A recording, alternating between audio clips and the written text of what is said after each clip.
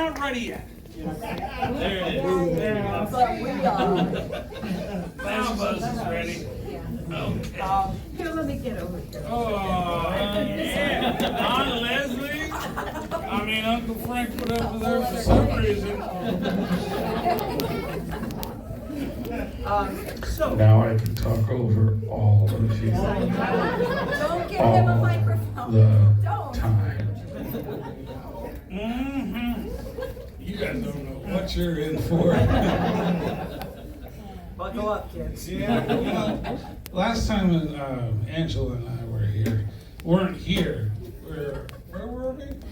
We were in. Yeah, real nice memory. You don't even care about the fans or what state you were in. But we convinced everyone that this was their escape room. And at that exact moment, one of the staff tried to leave a door and this makes me believe in Jesus Christ as our Lord and Savior. One of the doors. Something got through. Because he likes to torture. One of the staff tried to open up the one door that had been broken for apparently weeks. I found this out afterwards. She just randomly, and she's pushing, and it's really loud, and she's pushing on it and pushing on it. I said, darling, I wasn't joking. This is your escape room. True story. Jesus Christ continued to prove his existence because the lights started flashing on and off in the back, and people were like, is he fucking serious? Is this? And Angela just got a big beaming smile on her face. Like right now. Yes. I'm like, I don't know whether to laugh or cry. Yes. Laugh or cry. But the only thing that she managed to say was, "You're all gonna die." But other than that, how did you like the play, Mrs. Lincoln? We made it out. By the way, you're going to need to use that, or I'm going to take it away and hand this one to Rod, and you do not want to hear the filth that comes out of Jed Cohen's mouth. Shall we all take a moment to breathe? We'll wait on the film. This is supposed to be a Q&A. They're supposed to Q, we're supposed to A. I'm going to be honest with you. Uncle Frank was with her for a reason. Any of this. I'm not complaining. She knows how to A real well. Not as well as I Take it know. away. I just, you know what, more like a Yes, rant. it was. I'm just here to make sure the room doesn't burst into flames. It may, there's a good possibility. So it's all good. That would be a really short escape room. They're very short. You know, I would prefer a longer one. But it would be a disco inferno. Why are you standing in a puddle of water? Why is that water rising? I don't know. Oh, right. Did you check the door? Not yet. Okay. All right. I won't stand in your way for much longer. I don't, you know what, honestly, I can't even contribute to that. I can't hear you. Oh, let's try that. Yeah, I'm not even going to try to interfere. Let's just run with the chaos. Are we up for chaos? Yeah. Yeah. Guys? Oh, sure, that's an easy way out. All downhill from there. What would you guys like to know? We're so glad you're here and we have a chance to spend some time with Why you. don't we can jump straight into questions if people have questions. Okay, over there. Yes. Well, actually, Home Alone's one of my favorite Christmas movies. Well, I hope it's not one of your favorite horror movies. Christmas movies. Actually, my favorite scene was in part one where at the ending where after you find out Kevin trashed your room. Excellent question. Kevin. Yeah, I love that scene. I'm sorry. I'm waiting for the question to come.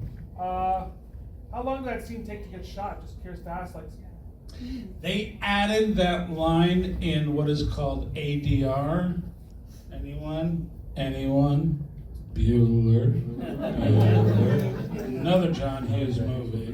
Literally, I just learned this in the last Q&A we did, and I totally forgot it. Additional dialogue recording that we all all the New Yorkers, which were most of us. For the first one, I lived in Chicago. That's right. And He was trapped in an escape room somewhere, Called Chicago. right on Lakeshore Drive. Made it out of that one. Thank goodness. Fake leg, fake leg. It's wooden leg. It's made, you'd never know. But that line, Kevin, what did you do to my room?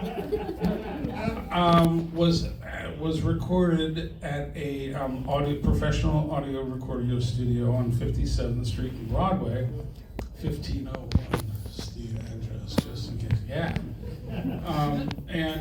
That line was added in, and I remember watching the premiere and being like, watching Home Alone for the first time, and you're in it, and you're 13. That's quite a day. And then my brother turns to my older brother turned to me and said, "Got the last line of the movie. Pretty good." That's high praise from a big brother Yes, to a little very brother, much so. right? Like, it doesn't get better than that. High praise. Because the second one, he was like, technically you didn't get the last line. I was like, but I was in the last scene. Doesn't count.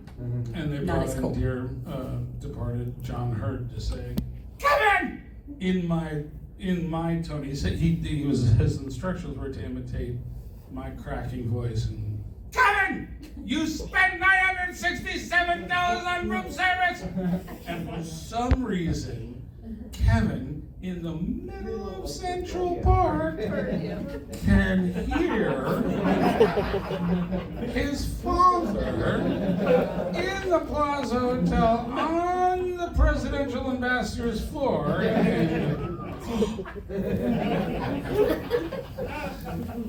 He's got very good hearing.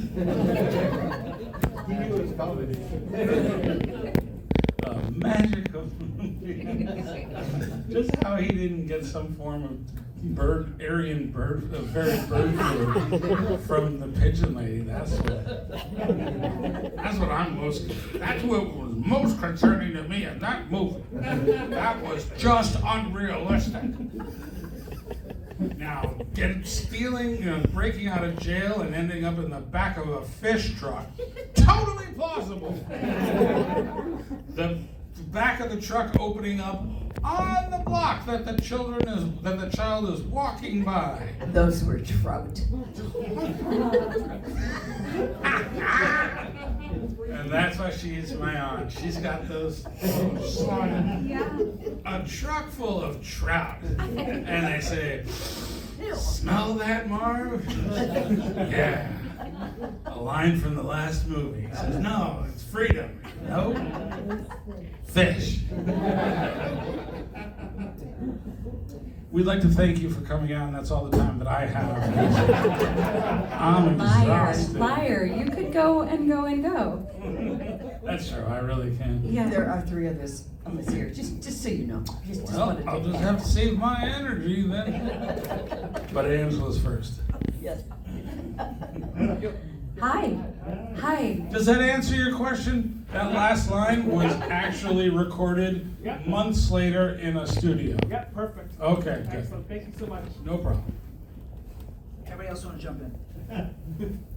Well, I'll just give you a little known fact, if you knew it at all. That whole pigeon scene in Home Alone 2 and Marv and Dingle Fritz. Terrie. Terrie, thank you. Dingle Fritz. I did. My grandmother, she forgot the names of people. Ask Dingle Fritz if he wants the gravy. So anyway, Dingle Fritz. Did you say comes up. Dingleberry? No, I think that's a Dingleberry. I said Dingle Fritz. It's the partner of Dingleberries. Of course. Go to your room. Anyway. Fritz and Barry, right. Dingle That was all Dangle. done inside. They duplicated part of Central Park inside a building. Pigeons, and we'd go back to the roost, and then we'd start all over again with it. So, and the people that came to build the part of Central Park in that sound stage, were from England. They completely replicated, they grew the grass inside, and then they let it die before we could go in and do that shoot. That's kind of I think, a fun little thing to know. I was rolling around on the grass with a girlfriend at lunch break. It really explains a lot. It is where Splendor in the Grass came from. So, Yeah, yes, I haven't really grown much in 32 years, but in 1992, we would sneak off into the park at lunch break. You guys remember Lori Butler, don't you? Well, anyway, they had This is a gardeners. G-rated panel, I just want to bring that Not up. anymore. Yeah, No, we they took an don't. inch away from at this point. They had a gardener who always wore these rainbow suspenders and was deliberately creepy to they would always walk by the gardener in the dark because it wasn't lit in Central Park, which was in a tennis court, in a converted tennis court into a soundstage, and they would go. And eventually the gardener just started going with it. We lost Santa Moses later that week. We don't know what happened to her. Hey, God rest, you know. She entered her own escape room in Central Park. Central Park was the first Home Alone was shot in the Nuclear High School. Nutrier High School. The first time I give you the microphone, you screw up the name of the Breakfast Club school? Really? Well, Nutrier. Here. Nutrier. Thank you. So, Neutral High School. That was John Hughes High School, by the way. Yes, and it's where Breakfast Club was shot, and he converted most sets most school facilities into the home and other sets of Home Alone. For example, Aunt Leslie was condoling panicked Catherine O'Hara. John Hurt didn't seem to care that much. A little bit more than Uncle Frank, though. Yeah. Champagne is free, right? Champagne is free. And I'll steal a salt and pepper shaker. And that airplane was constructed inside the gymnasium of Nutrier High School. Yeah, so was And the whole Wet Bandit part, when they flooded the house next door, was done in the swimming pool of the high school. Yeah. Right, but a lot of people, there have been some memes on social media now, right, comparing the real house and the interior of the real house, saying, "Oh, we prefer the way it looked in the movie," right? They get this image of the master bedroom and comparing it to the current real estate listing. We never filmed inside the real house. We did once. Yes. Well, we came outside. Right, we came out the front door. So we were all packed in. Yeah. We were all packed in the foyer. Vestibule, Yeah. foyer. Yes. And we were all 17 of us, We're wearing It was our so winter cold coats that day. and our Oh. scarves and our hats. and we heard rolling, rolling, rolling, stand by, TMA, stand by. There's a PA with a mic. That's it, yeah. With a microphone, hold walkie-talkie. And then we hear, hold the roll, hold the roll, hold the roll. Michael has to use the bathroom. Now, the first part of that story is that you should know we were rehearsing at 7 o'clock on a Saturday morning in February in Winnetka, Illinois, and it was slushing Something and like outside today. yet somehow disturbingly colder and slushier, and the one day that we had off and we're rehearsing, running out of a house. I think we did that, I can't prove it, but because Michael Jackson decided to visit the set. That was two. That was two. Yeah, Home Alone 2. Yeah, I fucking know what Home Alone it was, okay? I was there. I think I was talking about Michael J. Fox. He wasn't visiting us back then. Wow. Oh, sorry. The first one was Tito Jackson. And we're all like, ooh, let's keep rolling. But Michael Jackson showed up because he was going cross country on a train and had to stop over in Chicago just because he had always wanted to go cross country on a train. And he was also friends with Macaulay and came to visit us on the set. And we individually were pulled into the back of the airport van. That doesn't sound right until I finish the story. Wait for it. Wait for it. By a 9-year-old boy. Oh, still bad. Still bad. Okay, still bad. Still 100% true. Dragged by a 9-year-old boy by the fingers. Oh, this is getting worse. Into the airport van, where in full regalia, wearing a gray derby hat with just a slightly bigger brim, and this long gray trench coat, glasses, butterfly Band-Aid on the side of his nose, mysteriously, never confirmed or asked about, and there was Michael Jackson, legs spread out. And Max said, "Oh, Devin wants to videotape you." And I said, "How many did I do?" I was bringing my big-ass video camera from 1990, where you have to put the VHS cassette in the thing and close it. Stand by, Michael Jackson. And then wait for the camera to start, and then start filming him. And it just came out while we met, like, oh, he said, "Oh, it's really nice to meet you." And I said, "Yes, Michael Jackson, it is very nice to meet me." Which I stand by to this day. Shakespearean accent and all.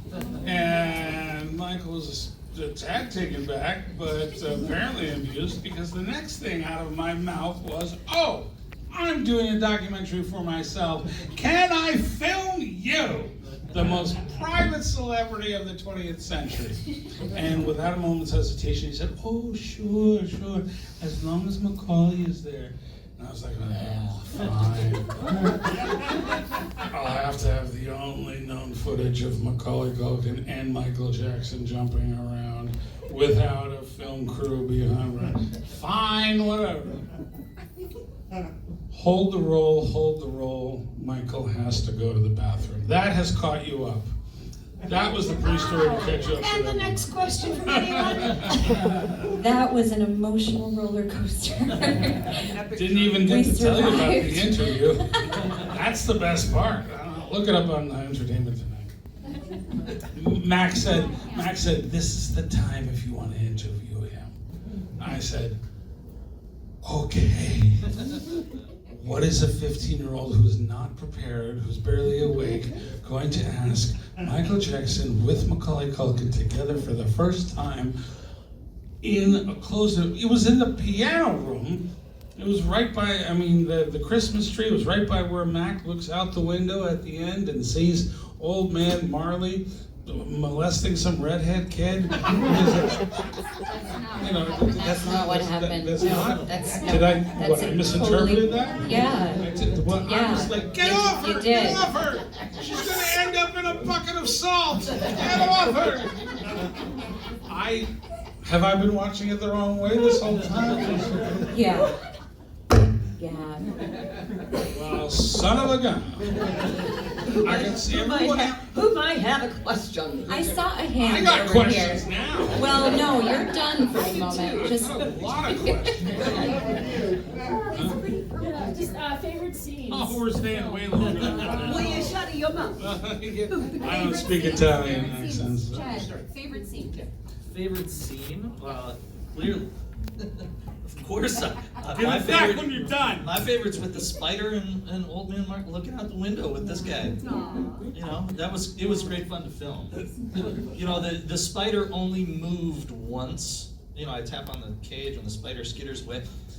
That first take, when it moved, I flinched right out of frame because it was my first movie and I had no concept of how tight the shot was. So Chris, the director, laughed. He was like, "Yeah, we gotta go a lot smaller." But then the spider wouldn't move. I was tapping. He's like, "Tap again." So they had to rig up a compressed air canister. So I would tap and they would spray the spider with air and it would skitter. But then it stopped doing that, so we only got a couple of takes. It worked. You nailed it. Yes. Favorite scene? And then Angela did not shave her armpits the entire time we were French on babes the- don't. French babes don't shave their bits. But favorite scene? Hallie. My favorite scene, actually, and maybe it was different when I was a kid, but now watching the movie with my own children, my favorite scene is the scene in the church with Old Man Marley and Mac. I think it's some of the most beautiful acting of the whole movie from both of them, and I think the messaging of that scene, it's John Hughes, it's distilled John Hughes writing, it's performed beautifully, it's quiet, it's truthful. I love it. The more I see the movie as an adult, the more that scene just, it blows me away every time. I concur with that completely. And then also for me, when Mac is walking back from the church and he's looking in the windows of the homes and he's seeing families together and a woman holding the baby, and he's completely alone. His family is not there. And I really do believe that that young child at that age recognized the value of family. And it was a silent message for all of us to take a look at, the message of family. Can I change my answer?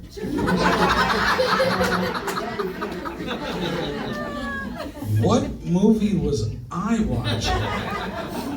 We won't quote it. I remember Macaulay walking down the street, like the scene, but then both of his bags of groceries fell out, and I was like, this is hilarious. That was before, okay.